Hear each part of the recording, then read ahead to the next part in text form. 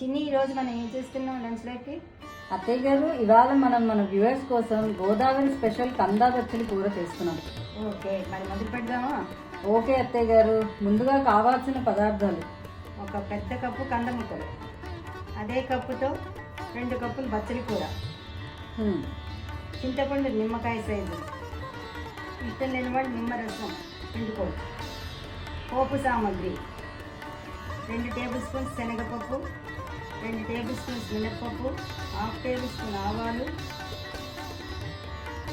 ఎండుమిర్చి 7 లేక 8, కరివేపాకు 2 టేబుల్ స్పూన్స్, పచ్చిమిర్చి 3, ఇంగువ 1/2 టీ స్పూన్, ఉప్పు తగినంత, పసుపు 1/2 టీ స్పూన్, పల్లి నూనె తగినంత, ఆవపిండి 2 టేబుల్ స్పూన్స్. ఓకే, ఇంకా స్టార్ట్ చేద్దాం అత్తయ్య గారు. ఓకే, కుక్కర్లో 2 గ్లాసులు నీళ్ళు పోయి. ఓకే, కంద ముక్కలు వేసి, బచ్చలి కూర కూడా వేసి,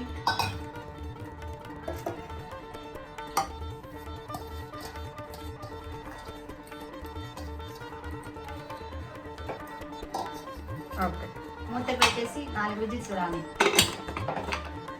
హైలో పెట్టుకోవాలా? హైలో పెట్టాలి. అత్తయ్య గారు, కంద బచ్చలి 2 ఉడికిపోయాయి. ఇప్పుడు ఏం చేయాలి నెక్స్ట్? స్టవ్ వెలిగించి కడాయి పెట్టు. ఓకే, కడాయి వేడెక్కాక 8 నిమిషాలు నూనె వేయి. ఓకే,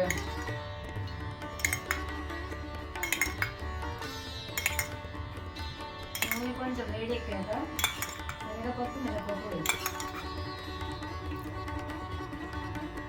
ఓకే, 2 టేబుల్ స్పూన్ల శనగపప్పు, 2 టేబుల్ స్పూన్ మినపప్పు వేసి కొద్దిగా వేగుతుంటే ఎండుమిర్చి కూడా వేయి.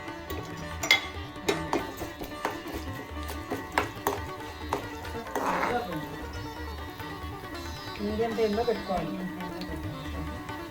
ఎండుమిర్చి పచ్చిమిర్చి కూడా వేసి ఎండుమిర్చి, 3 పచ్చిమిరపకాయలు, ఆవాలు కూడా వేసాను, కరివేపాకు,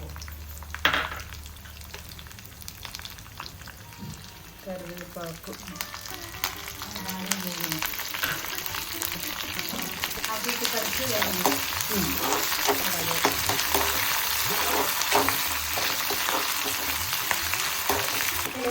అత్తయ్య గారు, పోపు చక్కగా వేగిపోయింది. తర్వాత ఏం చేయాలి? అందులో ముందుగా ఉడికించి పెట్టిన కంద బచ్చలి వేసేసి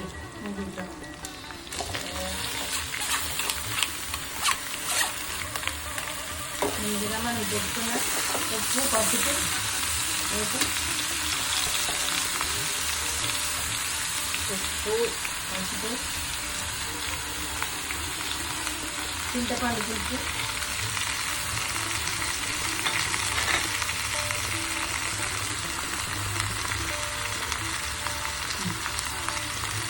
వేసి బాగా వేసి కూర మెత్తగా వేసి 5 నిమిషాలు ఉడకండి.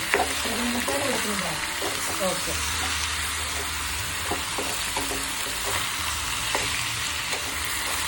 ఇలా అడుగంట కింద 2 నిమిషాలు కలపాలి.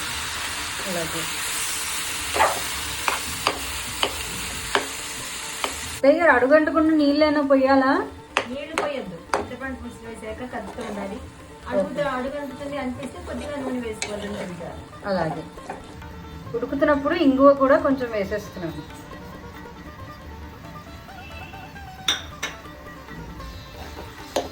అత్తయ్య గారు, కూర ఉడికిపోయింది చక్కగా.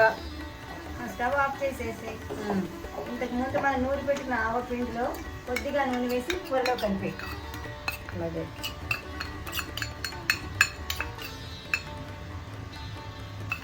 దాన్ని మొత్తం కలిపి చక్కగా కలిపేసి ఒక గిన్నెలో తీసుకుంటే కందా బచ్చలి కూర రెడీ.